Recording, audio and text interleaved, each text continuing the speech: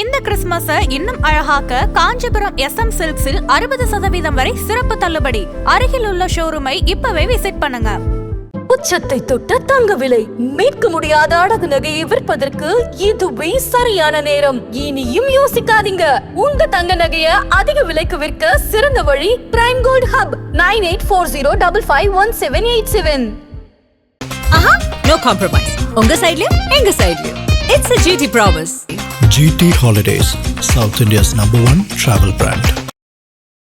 என்ன மாதிரி நடிக்க முடியுமான்னு சிவாஜி சார் ஒரு மேடையில் பேசியிருக்காரு. என் சம்பளம் உன்னால வாங்க முடியுமான்னு அவர் பேசியிருக்காரு. ரெண்டு பேரும் பொதுவில் ஒருத்தர் கணக்கு ஆரம்பிச்ச காலத்துல இருந்து இன்னைக்கு வரைக்கும் ஒருத்தர் ஒரு சின்ன வார்த்தை கூட வெளியில கொள்ளுபடல. ஒரு சீனும் இருக்கா, ஒரு பாடலும் எடுக்க விடாம அந்த ப்ரொடியூசர் பணம் தர மாட்டேங்கல, அந்த படம் அது வந்தா தான் அது படமா இருக்கு, இல்லாட்டி வீணா போயிடணும் டேரக்டர் வருத்தப்படல. கமல் சார் பேசியிருக்காரு. அப்போ அந்த ப்ரொடியூசர் ஒத்துக்கலுங்களே இவரே பணம் கொடுத்து எடுக்க வச்சிருக்காரு. படையப்பா வந்து 4 மணி நேரத்துக்கு இருக்கு, என்ன செய்யறாங்கன்னா 2 இன்டர்வியூ விடலாம்னு ரஜினி சார் சொல்லியிருக்காரு. ஐயோ சரியா வரா ரஜினி சார் கமல் சார் பேசி 3 முடிச்சுட்டு ஃபர்ஸ்ட் ஹாப்ல அவர் இறந்துருவாரு. ரஜினி தான் கதை. இவர் பெரிய ஹீரோ ஒத்துக்கிட்டு நடிச்சிருக்காரு. இதை விட பரவாயில்ல, தில்லுமுள்ள 2 சீன் ஒரு அட்வொகேட்டா வருவார். தப்பு தாங்கன்னு ஒரு படம் இருக்கு, ரஜினி சார் படம். அந்த படத்துல 2 சீன் தான் வருவார். முரட்டு காலம் ஓடுது, பயங்கரமா இருக்குன்னு பார்த்தா சேரகலவன் வர்றாரு பின்னாடியே. சேரகலவன் வந்தோன்னா அவர் வந்து பாயும் புலின்றாரு. அது தூங்காத தம்பி தூங்காத நினைக்கிறேன். அடிச்சு, அதாவது கமர்ஷியல் படம்னா ரஜினி சார் ஈக்குவலா தான் இவருடைய கமர்ஷியல் படங்கள் ஹிட் ஆயிருக்கு. கமல் அவர்களுக்கு வந்து நிதி அப்படின்ற ஒரு விஷயங்கள், அந்த வித விஷயங்கள் வந்து ரஜினி அவர்களுக்கு தெரிஞ்சு அப்பதான் வந்து உதவுன்ற முன் வந்திருக்காரு. கமல்ஹாசன் அவர்களிடம் நிதி இல்லை, காசு இல்லைன்னு பேசுறாங்க. ஆதன் சினிமாவில் அனைவருக்கும் ஒரு பெரிய வணக்கம் அண்ட் வெல்கம் டு ஷோ. இன்னைக்கு நம்ம கூட முரளி அப்பாஸ் நினைஞ்சிருக்காங்க. வழக்கம் போல நிறைய விஷயங்கள் பேச போறோம். சார் வணக்கம். சார், இன்னைக்கு இந்த உங்களை நான் எதுனால உங்களோட டைம் கேட்டிருக்கேன் அப்படின்னா, நிரந்தர நண்பன் இதை பத்தி உங்ககிட்ட கேட்டால் தான் கரெக்டா இருக்கும்னு நினைக்கிறேன். ஏன்னா உலகநாயகனும் சூப்பர் ஸ்டாரும் 2 பேரும் 2 துருவங்கள். 2 பேரும் ஒரு அழகான ஒரு பொக்கிஷம். நம்மளுக்கு வாழ்நாள்ல நம்மளுக்கு இவங்க 2 பேரும் இணைஞ்சு நிற்பாங்களா, இவங்களோட நிக்கிற மாதிரி ஒரு புகைப்படம் கிடைச்சா போதுமே வாழ்நாள் இதாவே நம்ம நினைச்சுக்கலாம் அப்படின்னு ஏங்கிட்டு இருக்க ஆட்கள் தான் நாங்கள்லாம். நீங்க 2 பேரோடையும் பயணிச்சவர். இவங்களோட நட்பு நிரந்தரமா இருக்கக்கூடிய நட்பு, இதை பத்தி நீங்க என்ன நினைக்கிறீங்க? சமீபத்துல ஒரு வீடியோ ஒன்று பார்த்திருந்தோம், அழகா இருந்தது அந்த ஃப்ரெண்ட்ஷிப் வீடியோவும். ஸோ ஃபர்ஸ்ட் நான் ஃப்ரெண்ட்ஷிப்ல இருந்து தொடங்கிறேன். பிறந்தநாள் வீடியோவுக்கு கமல் அவர்களோட சைட்ல இருந்து ஒரு வீடியோவை அவங்களுக்காக ஸ்பெஷலா டெடிகேட் பண்ணியிருந்தாங்க. ரொம்ப அழகா இருந்தது பார்க்க.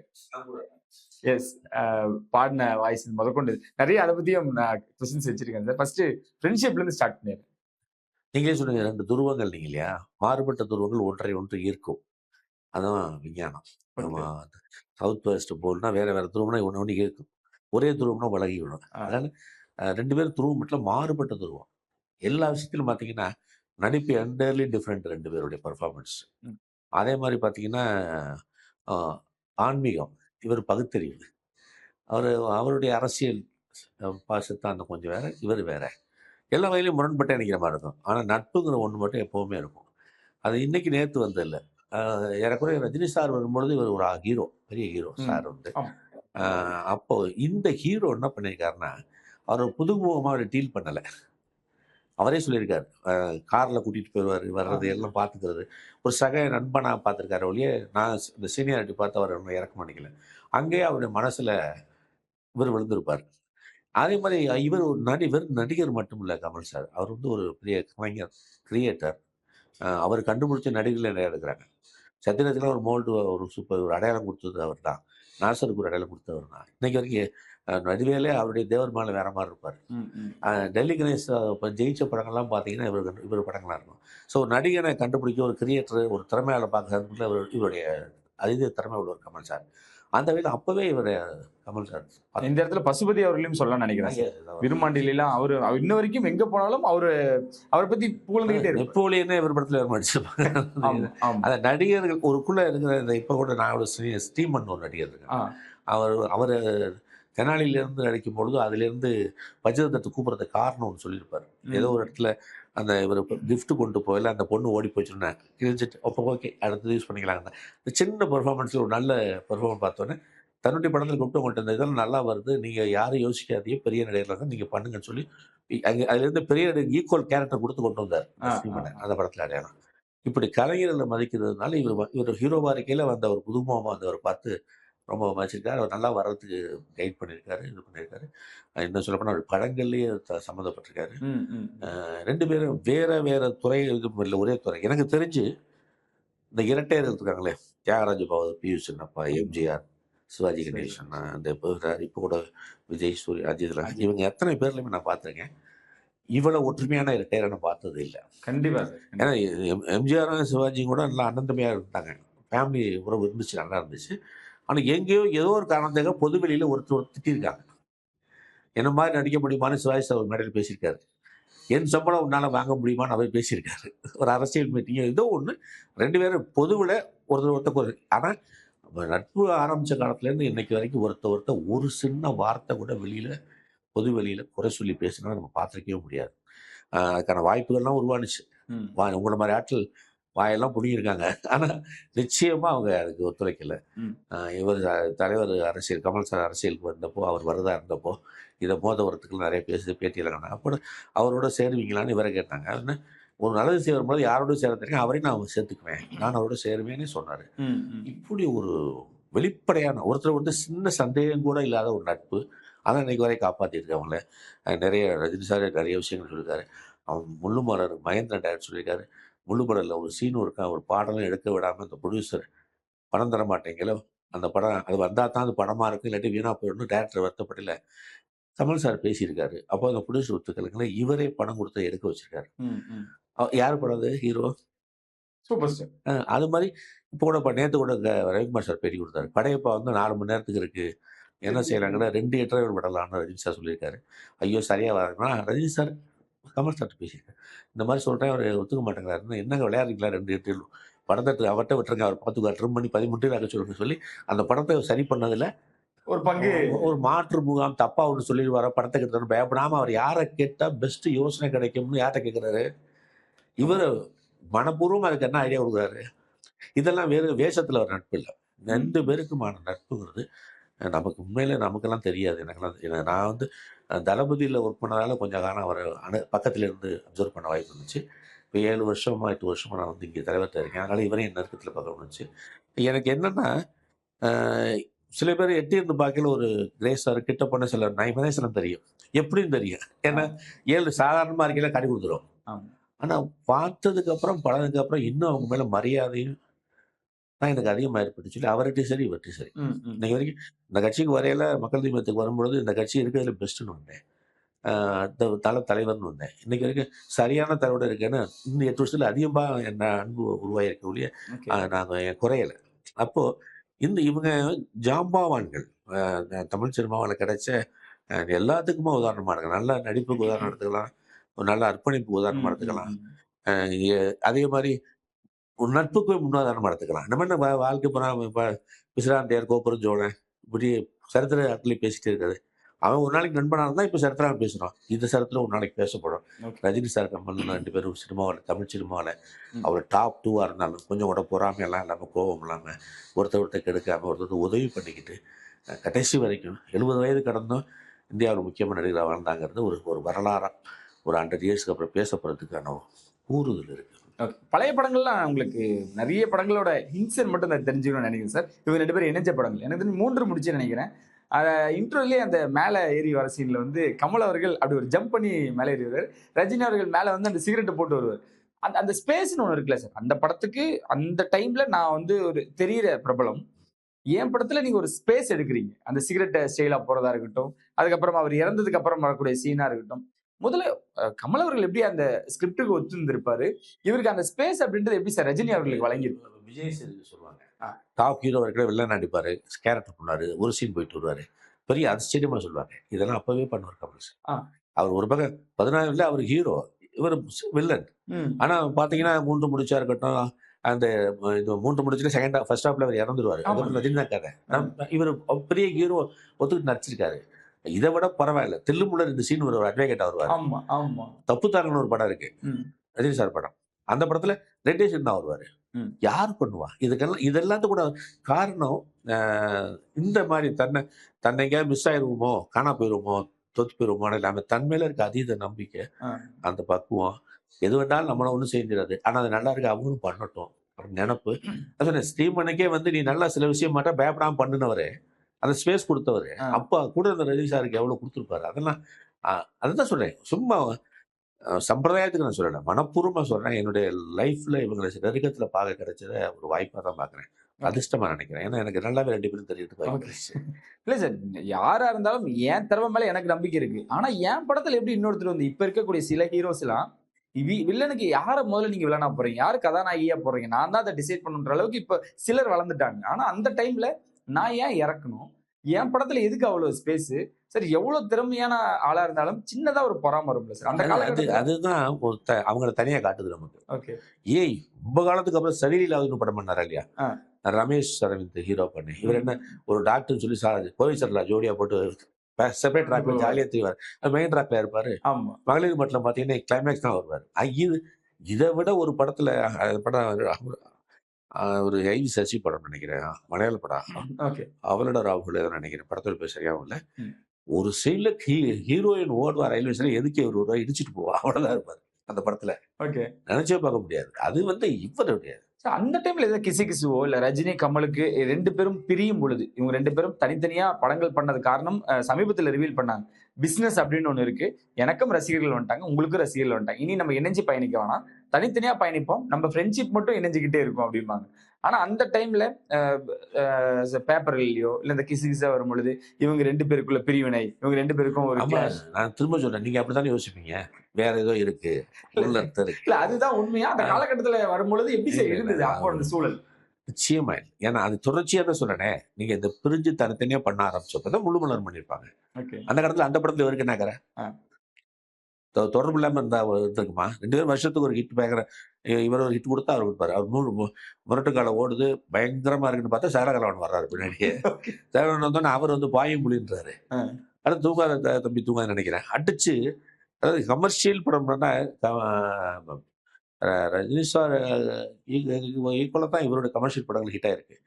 இவரு வந்து வேற ஒரு கலைஞர், அந்த ஹிட்ல அடங்க மாட்டார். ஹிட் பண்ணிட்டு வந்துட்டு வேற ஒரு கதை பண்ணிட்டு இருப்பாரு. ஒரு குவாலிட்டி படம் சொல்லிட்டு அந்த ஓடக்கூடிய சமாச்சாரங்கள்லாம் தள்ளி வச்சுட்டு காலம் கிடந்து நிக்கிற சமாச்சாரங்களுக்கு படம் பண்ணுவார் இல்லையா. அதனால இவர் வந்து அப்பப்ப அவர் கமர்ஷியல் சூப்பர் ஸ்டாரா வந்து கேரக்டர் ஆர்டிஸ்ட் மாதிரி தெரிஞ்சுது. பட் இவருடைய கமர்ஷியல் சூப்பர் ஹிட்லாம் பார்த்தீங்கன்னா அதிர்ச்சியமா இருக்கும். அவ்வளவு சோர் வரைக்கும் பாருங்க. அதனால இது எல்லாம் நமக்கு பெருசா தர்றது, நம்ம மாதிரி ஆட்களுக்கு போட்டி மனப்பான்மை உருவாக்கக்கூடியது, நம்ம மாதிரி ஆட்களை வந்து பதட்டப்பட்டு தப்பு பண்ண வைக்கிற எதுவுமே அவங்கள பண்ண வைக்கல. அவங்க தனித்தனியா படங்கள் பண்ணும்பொழுதும் அவங்க நேர்ல சந்திச்சுட்டு தான் இருந்திருக்காங்க, பேசிட்டு இருக்காங்க, அது ஒருத்தர் கன்சல்ட் பண்ணியிருக்காங்க, கேட்டிருக்காங்க, யோசனைகள் கொடுத்துருக்காங்க, ஒருத்தர் மனப்பூர்வம் பாராட்டியிருக்காங்க. அதனால அது வந்து அதுதான் நான் சொன்னேன் காலம் கடந்து நாளைக்கு பேசப்படும். இவங்க 2 பேர்த்தோட ரசிகர்களுக்கும் எக்ஸ்பைர் ஆயிட்டாங்க. அது எனக்கு குணா தளபதி நினைக்கிறேன் சார், எனக்கு சரியா ஞாபகம் இல்லை. அப்ப வரும்பொழுதெல்லாம் எங்க ஊர்லயே அடிதடிலாம் நடந்திருக்கு. நீ என்ன சைஸ்ல பேனர் வைப்ப, நான் அதுக்கு மேல வைப்பேன், நான் என் கட் அவுட் போட்டியில வந்து அது எங்க இருந்து உருவான ரசிகர்கள் மட்டுமே. ரசிகர் தலைவர் அவங்க யார் ரசிகர் அவங்க சொல்ல கூட கேட்க மாட்டாங்க. ஏன்னா அதுக்கு பாசம் ஈடுபாடு வேற. ஒரு நடிகர் ஒரு படமாக ரசிகன் பார்க்கலாம், அவனுக்கு பிடித்த பாணியில ஒரு நடிகருடைய பெர்ஃபார்மன்ஸ் பார்க்குறான், அப்படியே ரசிகன் ஆயிடுவான். கரண்ட்ராஸ்டா இருக்கிறது அவனுக்கு பிடிக்காது. அந்த இன்னொரு இவருக்கு எடுக்க அது பிடிக்காது.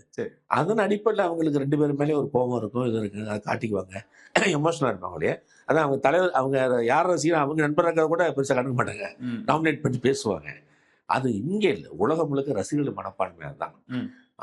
அது வந்து அவங்க இவங்களுக்கு என்ன சொல்ல போனா சரியா புரிஞ்சும்னா சொல்றேன், கமல்ஹாசன்கிறவருக்கு ரஜினிகாந்த்ங்கிறவருக்கு உருவான ரசிகர் இல்லை, அவங்களோட திறமையால் கொடுத்த படைப்புகளுக்கு உருவான ரசிகர்கள். அவங்களுக்கு இவங்களே கூட தள்ளித்தான் இருப்பாங்க. அந்த படைப்புல பார்த்தாங்க இல்லையா, அவங்ககிட்ட தான் சிநேகமா இருப்பாங்க. இவங்க நிறைய அட்ஜஸ்ட் பண்ணிக்கலாம், அவங்க அட்ஜஸ்ட் பண்ண முடியாது.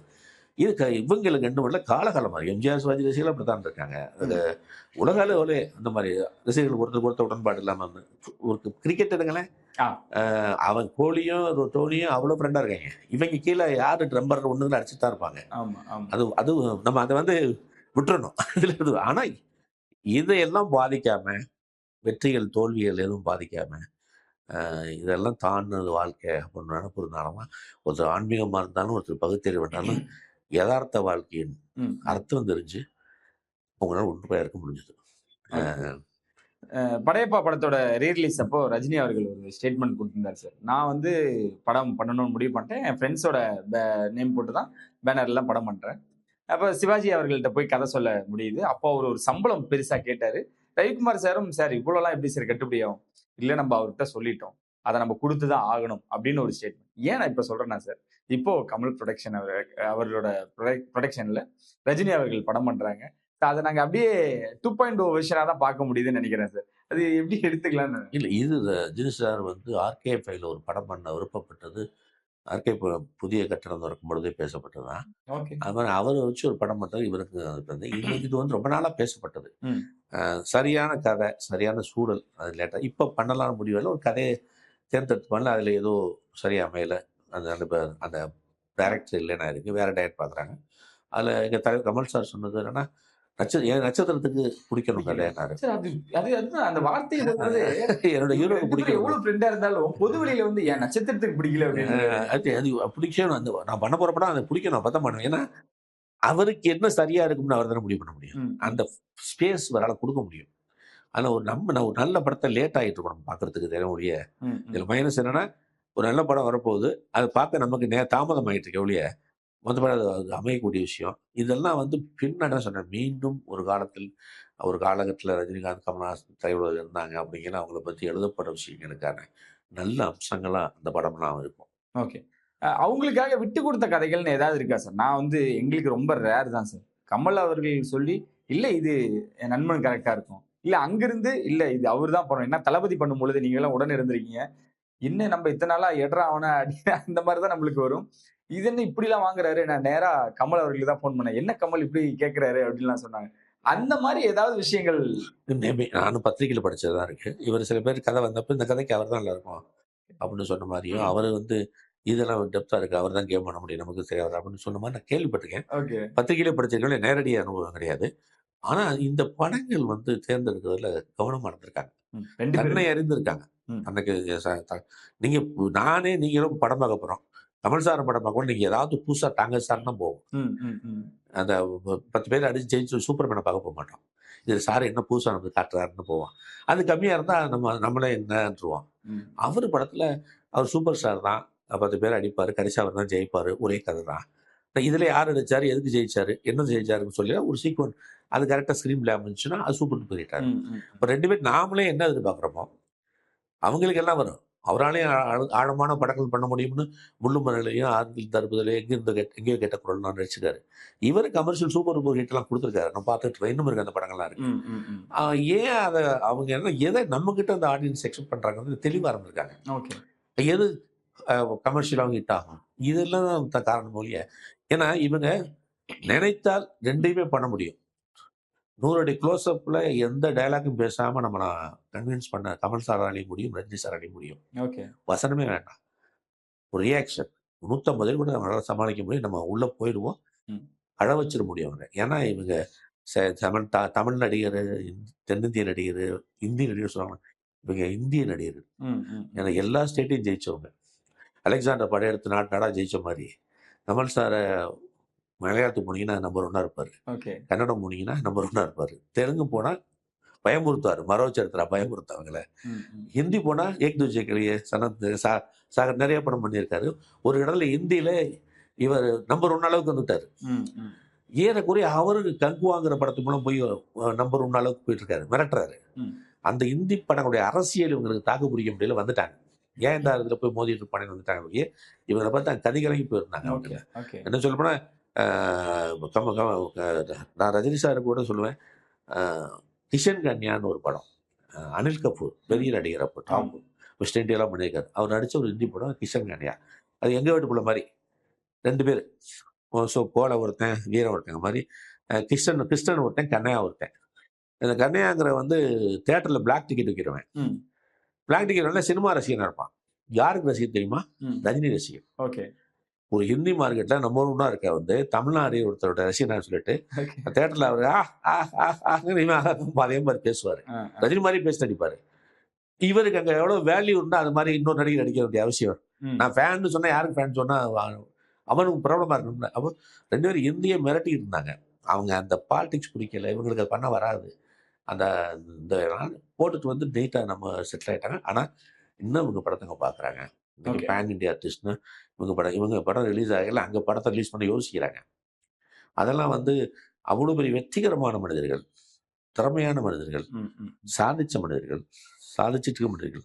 சார் நிறைய போராட்டங்கள், நிறைய விஷயங்கள் தமிழ் இண்டஸ்ட்ரியிலேயே நடிகர் சங்கத்துல இருந்து நிறைய விஷயங்கள் முன் வச்சிருக்காங்க. அப்பெல்லாம் பேசும்பொழுது ரஜினி அவர்கள் வேற்றாளு அந்த மாதிரி வரும்பொழுது முதல் குரல் எப்பவுமே இங்க இருந்தா வந்திருக்கு. நான் நண்பன்றது வெறும் வார்த்தையால நான் சொல்றது இல்ல. அவருக்கு ஒரு பிரச்சனைன்றப்ப நான் கூட நிக்கிறேன். நம்ம அவங்களே வந்து மொழியை வந்து இனம் பார்த்து ஒதுக்குனா ஆ. இந்திக்காரன். ஆ. ஆனா அந்த வழியை புரிஞ்சவங்க அப்படி இனம் பார்த்து ஒரு கலைஞனையோ மொழியோ ஒதுக்கக்கூடாதுல கெட்டியா இருப்பாங்களா இல்லையா? கலை மொழிகளுக்கு கடந்தது, அப்பாற்பட்டது. அதனால இன்னைக்கு நம்ம வேர்ல்டு வைடு இந்தியா படத்தை விற்க பார்க்குறோம். டெல்லியில் ஓடணும் ஆக்குறோம், கல்கட்டாவில் ஓடணும் அந்த படம் நினச்சி எடுக்கணும்னா என்ன எடுக்கிறோம்? எல்லாரும் பார்க்கணும். அங்கே நான் தமிழ்நாடுங்க மொழியே கடந்துருக்கணும் கலை. அப்போதான் அதுக்கு கலை. அது இதுக்கு முன்னாடி இருந்திருக்கு. இப்போ நம்ம சாதாரண பார்த்தீங்கன்னா, இப்போ நம்ம வட இந்தியாவில் பார்த்தீங்கன்னா இந்த இந்து முஸ்லீம் பிரச்சனையாக பெருசாக இருக்குது. அரசியலில் தாக்கத்தை கொடுக்கு. மக்கள்லாம் அப்படியே மாறிட்டாங்கன்னா எப்படி அமீர் கானா, ஷாருக் கான், சலீம், அம்ஜத் கான், அப்புறம் கானா ஹீரோவா இருக்க முடியும்? மனிதன் அவனே கலைஞன்னு வந்துட்டாக்க அதெல்லாம் மறந்துட்டு பார்க்க தயாரா இருக்கான். அவனு பதில போய் நம்ம நல்ல புத்தியை கெடுக்கிற மாதிரிலாம் பண்ணக்கூடாது இல்ல. அதெல்லாம் ஒருத்தர் விட்டு கொடுக்க மாட்டாங்க. அதான் சார், அந்த டைம்லயும் எவ்வளவு பிரச்சனை வந்தாலும் என் நண்பனுக்கு முதல் ஆளா வரும்னு நான் கேள்விப்பட்ட வரைக்கும் இப்ப நான் அவர்கிட்ட இருக்கேன், உங்கள்கிட்ட இருக்க நெருக்கமா இருக்கிறதுனால சில விஷயங்கள் எனக்கு சொல்ல தைரியம் இல்லை. பட் நான் கேள்விப்பட்டதுக்கு பர்சனலாக கூட 2 பேர் அட்வைஸருடைய கேரியர், குடும்பங்கள், வாழ்க்கைகள்ல ரொம்ப ஒருத்தர் யோசனை கேட்டு நான் படிச்சிருக்கேன் பேப்பர்ல. ஏன்னா அந்த நட்பு சாதாரண ஒரு சம்பவத்துல, ஒரு உதவியில, ஒரு நன்றியில உருவாகிறது இல்லை. அது இயல்பாவே அவங்களுக்குள்ள ஆரம்பத்திலிருந்து டிராவல் ஆச்சு. இவர் நிறைய உயரத்துல இருந்து அவர்கிட்ட எளிமையா இருந்ததை அவர் பிரமிச்சிருப்பாரு. அவர் வளர வர ஒரு நல்ல கலைஞருக்கு இன்னொரு கலைஞர் மாபெரும் திறமையை பார்த்து அவர் வறுமைப்படணும்.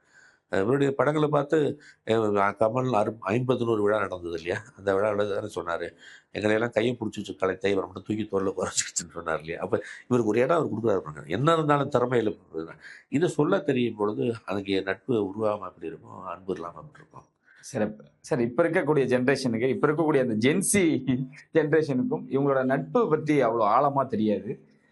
ஆனா ரசிகர்கள் மனப்பான்மைன்னு வரும் பொழுது இவங்கெல்லாம் வந்து ரஜினி ரசிகர்களும் கமல் ரசிகர்களும் குறைஞ்சிட்டாங்களா நிறைய விஷயங்கள் பேசுவாங்க. அதெல்லாம் பார்க்கும் பொழுது உங்களுக்கு எல்லாம் ஒரு கோபம் வருமா சார்? டேய், அந்த காலத்துல நாங்க சண்டை போட்டுட்டாலும் விட்டு கொடுக்க மாட்டோம்டா, இவ்வளவு அவதூறா பேசிக்க மாட்டோம். அந்த வாய்ப்பை அந்த காலத்துல நான் அப்படி இருந்தவங்கடா இப்ப வந்து பேச சொல்லு, அந்த வாய்ப்பு வராம அவங்க 2 பேரும் இப்பவும் பாத்துக்கிறாங்க.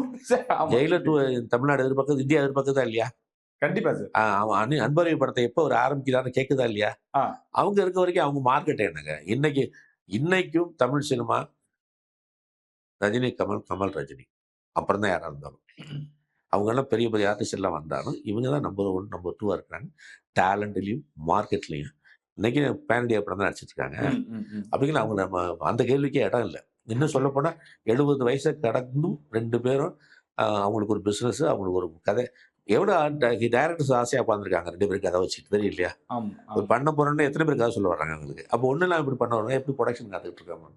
அதில் அவங்க எங்கேயும் இருக்கிறாங்க சார். இன்னும் சொல்லப்போ நம்ம யாரும் வாழ்ந்து முடிந்த 2 பேரை பற்றி பேசல, ஜெயிச்சுக்கிட்டு 2 பேர் பேசிட்டு இருக்கோம். இன்னைக்கும் நேற்று 50வது அவருடைய இதை வந்து நான் கொண்டாடுற நேரத்தில் எல்லாரும் கௌரவத்துக்கு கொண்டாடல, இன்னும் இருக்கிறவர் தான் கொண்டாடிட்டு இருக்கு. அது மாதிரி இங்கே இப்போ 66 கமல் சாருக்கு 66 வருஷம் ஆச்சு சினிமா. 1959 களத்துருக்க நான் பண்ணி இன்னைக்கு 2066. நம்ம ஆக்சுவலாக கமல் 66 பண்ணணும். அந்த அளவுக்கு சர்வீஸ் எக்ஸ்பீரியன்ஸு. சும்மா அன்னைக்கு பிறந்தவனுக்கு இன்னைக்கு 66 வயசு. அன்னைக்கு ஒரு ஆள் பெரிய ஹீரோவா ஆர்டிஸ்டாக இருக்கிறாங்கன்னா அவங்க எல்லாம் எதெல்லாம் கடந்து வந்துருப்பாங்க, பார்த்துட்டு இருப்பாங்க. நான் எதை ஒரு வெற்றி, தோல்வி, சந்தோஷம், வசதி எதாக இருந்தாலும் அவங்க ஏற்கனவே ஒரு பார்த்த ஒன்றா தான் இருக்கும். அப்படின்னா அவங்க பரவசப்படுறதும் இல்லை, பதட்டப்படுறது இல்லை, ஒரு யோக நிலைமையில இருக்காங்க. அவனை நம்ம பொழுது பேசுறதே கூட அவங்களுக்கு டிஸ்டர்ப் பண்ணாது. நிறைய கேட்டிருப்பாங்க. அது ஏதோ நல்ல யதார்த்தமா பூசி பெருசு பண்ணி மிகைப்படுத்தி சொல்லாம சரியா இருந்தோம்னா கொஞ்சம் ரசிப்பாங்க. அதெல்லாம் உண்வாங்கி பேசுறான் அப்படி நினைப்பாங்க ஒழிய அவங்க புகழ் எல்லாத்தையும் பார்த்துட்டாங்க. அவங்களுடைய சீனியர்ஸே மிரண்டிருக்காங்க. எம்ஜிஆர் மிரண்டிருக்காரு ஒரு நினைப்பு பார்த்து, ராஜபார்வையெல்லாம் பார்த்து. அது மாதிரி சரி என் நாற்காலில் வந்தா பார்வான் இருக்காரு. அதாவது வாழுங்காலத்திலேயே முன்னாடி வாழ்ந்தவங்ககிட்ட நிறைய பாராட்டும் இதுவும் வாங்கின ஒரு மாபெரும் கலைஞர்கள் அவங்க. அவங்கள பற்றி நம்ம நெகட்டிவா பேசவே தகுதி கிடையாது, விமர்சனம் தகுதி கிடையாது. அவங்க பார்த்தது, தெரிஞ்சது, உழைச்சதெல்லாம் எந்த ரூட்டில் கடுமையான உழைப்பு. இன்னைக்கு வரைக்கும் ஒரு நடிப்புன்னா என்ன? ஹீரோன்னு சொல்றோம். 70 வயசுக்கு மேல 2 பேருக்கு ஆச்சு. ஒரு மெயின் ரோட்ல ஒரு பொண்ணுக்கு இஷ்யூ காப்பாத்துறான்னு சீன் எடுத்தா, ஒரு 5 நாளைக்கு அங்க ஃபைட் எடுப்பாங்க. 5 நாள் இந்த வெயில்ல தானே வேலை செய்றாங்க. ஆமா. உழைப்பு தானே அது. ஒரு நடிப்புனால உழைப்பு தானே. அந்த உழைப்பு அப்ப இன்னைக்கும் அந்த மாரி உழைச்சிட்டு இருக்கிற உழைப்புக்கு முன்னுதாரணமா வச்சுக்கலாம். கண்டிப்பா. டெடிகேஷனுக்கு முன்னுதாரணமா வச்சுக்கலாம். திறமைக்கு முன்னுதாரணமா வச்சுக்கலாம். நட்புக்கு முன்னுதாரணமா வச்சுக்கலாம். கேரக்டருக்கு இத்தனைக்கும் முன்னுதாரணமாக 2 பேரை பத்தி நம்ம புகழ்ந்து பேசணும் மட்டும் இல்ல, வணங்கி பேசணும். படம் ஒண்ணு பண்றது உண்மை கூட கமல் அவர்களுக்கு வந்து நிதி அப்படின்ற ஒரு விஷயங்கள் இருக்கு. அந்த விஷயங்கள் வந்து ரஜினி அவர்களுக்கு தெரிஞ்சு அப்பதான் வந்து உதவுன்ற முன் வந்திருக்காரு.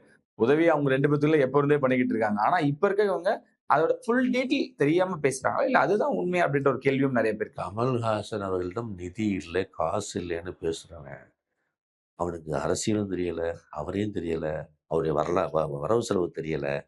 இன்னொன்னு குரூர புத்தி, வக்ர புத்தி, அவர் கொச்சப்படுத்த நினைக்கிற அந்த நினப்பு தான் அப்படி சொல்ல சொல்லிய, அவர் என்ன குறை இருக்கு? ம். என்ன அவருக்கு காசு லாஸ் ஆகுறது எங்க வழி இருக்கு? சொல்ல சொல்லுங்க. இந்த படத்துல ஒரு லாஸ் சொல்ல சொல்லுங்க. எந்த படத்துல இப்ப வந்த படம் தக்லை கூட லாஸ் சொல்ல சொல்லுங்க, கணக்கு சொல்ல சொல்லுங்க யாரையாவது. ம். அதெல்லாம் இல்லைன்ட்டு. அதுக்கப்புறம் போய் அன்புரி படத்தை ஆரம்பிச்சுட்டு இவர் இந்த படத்துக்கு முன்னாடி அன்புரி படம் ஸ்டார்ட் பண்ணிட்டாரு அவர். அது எங்கேருந்து பாட்டுருவாரு? காசெல்லாம் பண்ணுவாங்களா? இதெல்லாம் அவங்க இன்னமும் வெளியில நான் பார்ப்பேன். வயிறு எரிஞ்சு போயிருப்பாங்க ஒரு கோஷ்டி. அவன் எப்பவும் இருப்பான். ஊடகத்துல நிறைய இருக்காங்க அப்போ. அதனால அவங்க வந்து இதைத்தான் பேச முடியும். இன்னொன்னு இன்றைக்கு சமூக ஊடகம் வந்து நெகட்டிவா ஒன்று படம் தான் வேகமா பாக்குறாங்களா? அதனால வந்து ஒரு காலத்துல எம்ஜிஆர் நல்லவர், நம்பியார் கெட்டவர். படம் பார்க்குற அவ்வளவு பேர் நம்பியார் பிடிக்காது. ஆமா. அவன் கெட்டவன். ஆமா. எம்ஜிஆர் நல்லவர். அப்புறம் பிரகாஷ் ராஜுக்கு ஃபேன் வந்துட்டான், ரகுவரனுக்கு ஃபேன் வந்துட்டாங்க, கெட்டவனுக்கு ஃபேன் வந்து நெகட்டிவ் கேரக்டருக்கு ஃபேன் வந்துட்டாங்கல்ல. இந்த நெகட்டிவா போட்டா ரசிக்கிற மனப்பான்மை வந்தது பயன்படுத்திட்டு அவங்க வாழ்ந்துட்டு இருக்காங்க சமூக ஊடகத்துல ஓகே. வியூவர்ஸை நம்பி. அவங்க 2 பேரும் அதுவும் கமல் சார்லாம் காசுன்னு ஒன்று தேவையில்லை வாழ்க்கையில. அது என்ன இப்ப காசுக்கு பயந்தவரா? எடுத்த ஒரு தடவை என்ன சொன்ன, ரஜினி சார் வரவு சொல்ல கரெக்டா இருப்பார். இந்த வந்துச்சா வச்சாலும் 10 நிமிஷம் பாதுகாப்பா இருக்கும்னு நினைப்பாரு. அவரே கமல் சாரை பத்தி ஒரு தடவை பேசியிருக்காரு. இன்னைக்கு இந்தியாவில் கமல் அளவுக்கு மிகப்பெரிய நடிகராக இருக்கவங்களுக்கு சொத்துல 10 பங்கு கூட அவர்கிட்ட இல்லை. காரணம் செவ்வாய்க்கு சினிமாவிலே கூட்டிட்டு இருக்காரு. இந்த 10 பங்கு 10ல் ஒரு பங்கு கூட சந்திரகாசன் ஒருத்தர் இருந்தனாலதான் இருக்கு அப்படின்னு சந்திரகாசன் சாருடைய நினைவு நிகழ்ச்சியில பேசுறாருன்னா, இவர் பொருளாதாரத்தை கேர் பண்ண மாட்டாங்கிறதுக்கு அவரை விட யார் சர்டிஃபிகேட் கொடுக்கணும்? அதனால இவருக்கு பொருளாதாரமே இல்லைனாலும் ஜெயிப்பாருங்கிறது அவரு தெரிஞ்சுட்டு படி ஐயோ அவருக்கு கவலைப்பட்டு காப்பாற்ற வேண்டிய அவசியம் இருக்கு. இதெல்லாம் புரணி பேச்சு. இதெல்லாம் என்கரேஜ் பண்ணக்கூடாது. இந்த சொன்னோம்னா உங்களை மறாக்கள் கேள்வியிலே வைக்கக்கூடாது. இந்த விவாதங்கள் நம்பி தான் அவங்க வாழ்றானுங்க. அதனால விட்டுறணும். சரி, இந்த இப்போ ஏஐ வீடியோ நான் அதை பார்க்கும்பொழுது ரொம்ப அழகா இருந்துன்னு நான் சொல்லியிருந்தேன். ரஜினி அவர்கள் பார்த்தாங்களா சார்? ரொம்ப ஸ்பெஷலா இருந்துச்சு. பழைய நினைவுகள் அப்படியே கொண்டு வந்தது. கமல் அவர்கள் வெறும் மற்றவங்க மாதிரி ஒரு ட்விட்டாவோ போன்லயோ அப்படி இல்லாம என் நண்பனுக்கு ஒண்ணு ரெடி பண்ணுங்கன்னு சொல்றதா இருக்கட்டும், அது எப்படி உருவாச்சு? அதுக்கு அங்கிருந்து என்ன ரெஸ்பான்ஸ் இருந்துச்சு சார்? என்ன நம்ம நாலேஜ் கொண்டு வரல. ரொம்ப சந்தோஷப்பட்டிருப்பார். நேற்றைய பிறந்த நாள் அவருக்கு ரொம்ப சுகமா இருந்திருக்காங்க. அவங்க எங்க அது இந்த டீம் அப்படி சாரா இருக்கட்டும், சார் கூட இருக்க மாட்டோம், அவங்க சிந்தனை சர்ப்ரைஸா பண்ணுவாங்க. நல்லா அன்னைக்கு கூட பாருங்க, அமரன் படத்தை போட்டு காட்டி அவனை கூட்டி கொண்டு வாழ்த்து வாங்கி கொடுத்துருக்காங்க. படத்தை பார்த்து ரொம்ப நெகிழ்ந்து போயிருக்காரு. அவர் படத்தை எடுத்து இப்படி ஒரு படத்தை கமல் சாரை பாராட்டிட்டு போயிருக்காரு. அந்த படம்லாம் எடுக்கிறதுக்கு என்ன ஒரு மிலிட்ரி கேரக்டர் அவன் வாழ்க்கை எடுக்க போகிறோம். வாழ்க்கைங்கள அது சுவையாக அமையணும். அதுக்கப்புறம் அதுக்கு சிவகார்த்திகேயன் அவர் மிலிட்ரி ஆஃபீஸருக்கு பொருத்தமாக இருக்கணும். முத பண்ணுறமே யாரோ பெரிய ஹீரோ பிடிச்சிட்டு பண்ணல. அதுக்கு என்ன பட்ஜெட்டாக இருக்கும் படமாக தெரியும். அப்படி பண்ணல என்ன வரும்னு பயப்படாமல் பண்ணுற ஒரு கலைஞன் இருக்கையில் அவர் பார்த்து பிரமிக்க மாட்டாரா? அதனால அந்த நட்பு இருக்கட்டும். நம்ம என்ன கேள்விங்கிற பேர்ல அதை உடைச்சு போய் குழப்பிட்டு இருக்க வேண்டாம். இந்த நட்பை பத்தி பேசணும்னா இந்த வீடியோ பார்த்தாலும் நினைக்கிறேன் நிறைய பேசும். ரொம்ப நன்றி சார், நிறைய விஷயங்கள் நீங்க ஷேர் பண்ணதுக்கு. ரொம்ப அழகா இருந்துச்சு இந்த வீடியோ பத்தியும் நிறைய விஷயங்கள் நட்பை பத்தியும் பேசுனது. தொடர்ந்து நிறைய விஷயங்கள் பேசுவோம். ரொம்ப நன்றி சார். நினைச்சலாம் சந்திக்கிற குழந்தை எடுக்கலாம்.